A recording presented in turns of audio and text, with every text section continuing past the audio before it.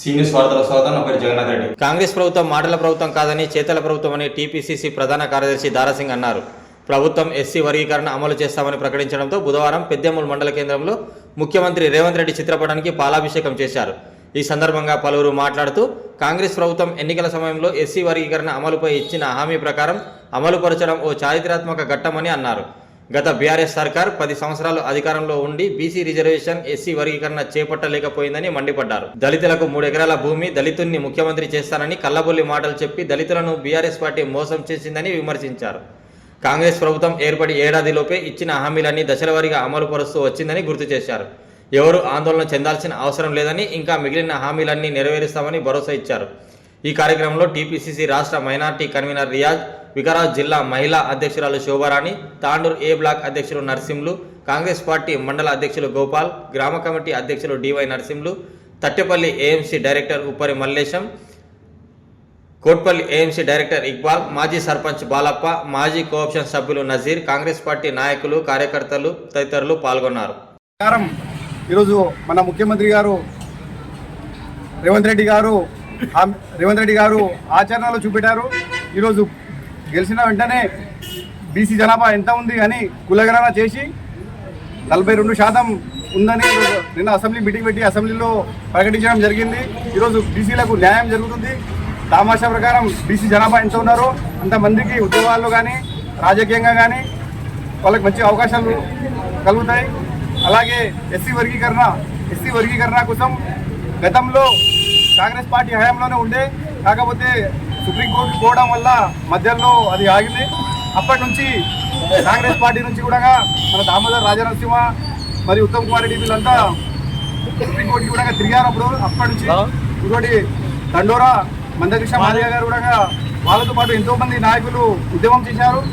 అప్పుడు కాంగ్రెస్ పార్టీ నుంచి మద్దతు ఇచ్చాం. ఆ రోజు మేము కూడా వాళ్ళతో పాటు ఉన్నటి వరకు వాళ్ళకి సహకరించాం, వాళ్ళతో పాటు ఉద్యమించాం. ఈరోజు ఆ కళ రేవంత్ రెడ్డి గారు నెరవేర్చారు. ఈరోజు రేవంత్ రెడ్డి గారు ఎస్సీ వర్గీకరణ కోసం చేయడం చాలా సంతోషకరం, ఒక చారిత్రాత్మక నిర్ణయం ఇది.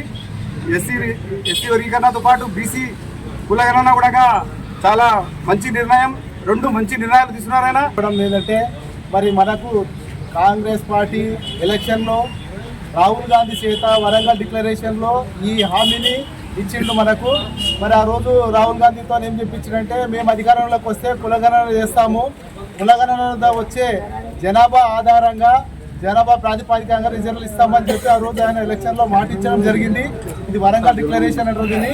అయితే మరి దాని ప్రకారమే కులగణన చేసి ఈరోజు ఈ రిజర్వేషన్లు ఇవి జనాభా 42% డిక్లేర్ చేసినందుకు మరి తెలంగాణ ప్రభుత్వానికి, రేవంత్ రెడ్డికి, మరి ఇక్కడ ఉన్నటువంటి మనోహర్ రెడ్డికి అందరికీ ప్రత్యేక ధన్యవాదాలు.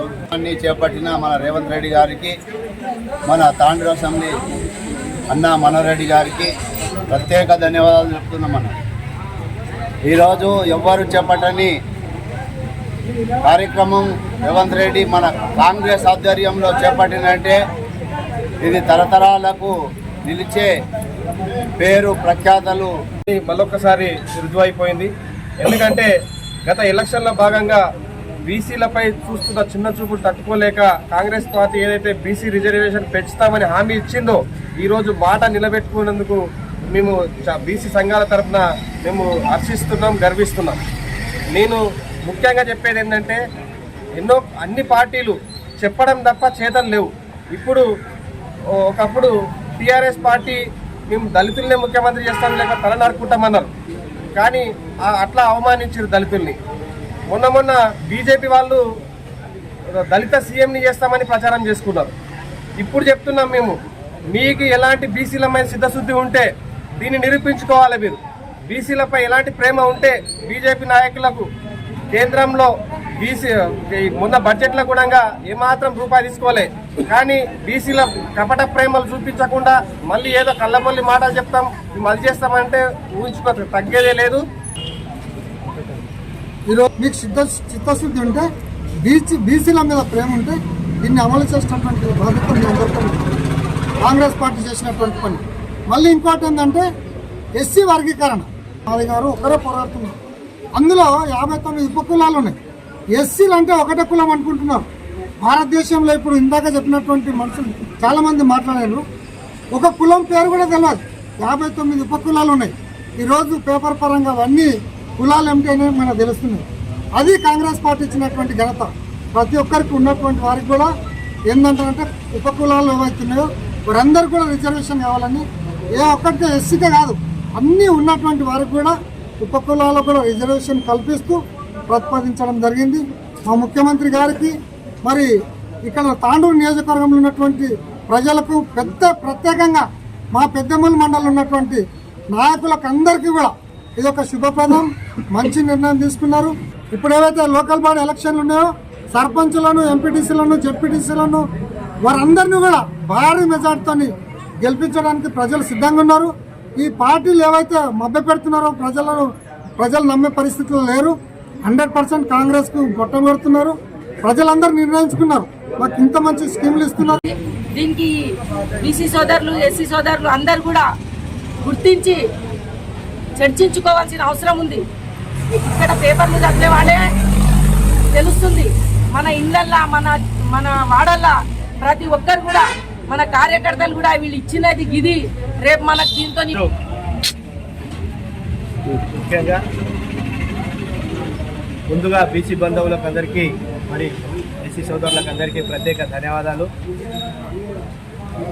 బీసీ బంధువుల తరఫున, ఎస్సీ సోదరుల తరఫున మన గౌరవ ముఖ్యమంత్రి వర్యులు రేవంత్ రెడ్డి గారికి, ఉప ముఖ్యమంత్రి బట్టి విక్రమార్క గారికి, తాండూరు శాసనసభ్యులు మనోహర్ రెడ్డి అన్న గారికి, బీసీ బంధువులు, బీసీ సోదరుల తరఫున మరి నా తరఫున వారికి ప్రత్యేక ధన్యవాదాలు.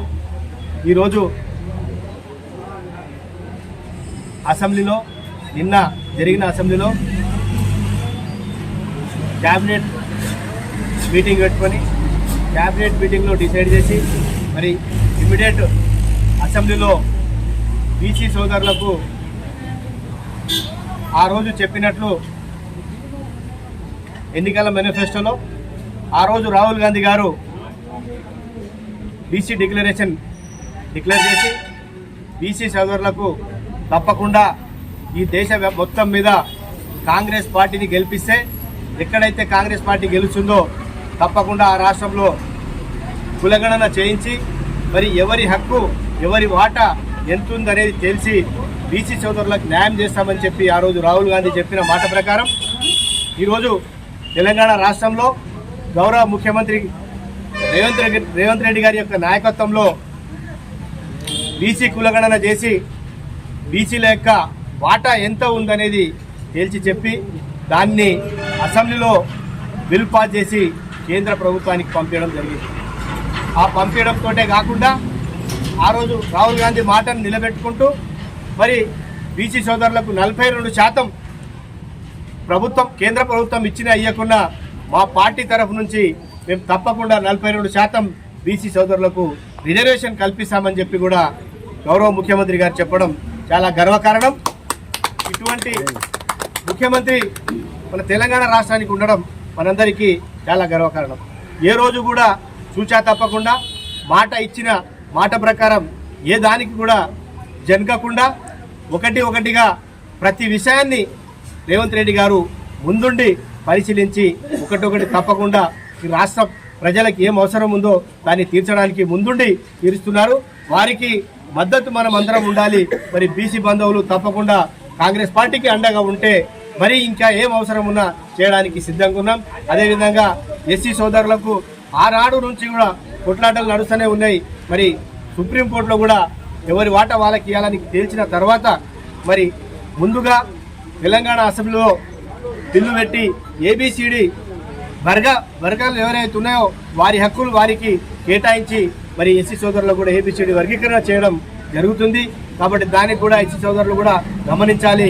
మరి ఇటువంటి కార్యక్రమాలు చేసిన ముఖ్యమంత్రి సూచా తప్పకుండా మనకు అమలు చేస్తున్నారు. మరి నిన్న మీరు ప్రతి ఒక్కరు ప్రత్యక్షంగా చాలామంది అసెంబ్లీలో ఎన్నిండొచ్చు. మరి అధికారం పోయినాక అపోజిషన్ వాళ్ళు ఇష్టం వచ్చినట్లు మాట్లాడుతున్నారు.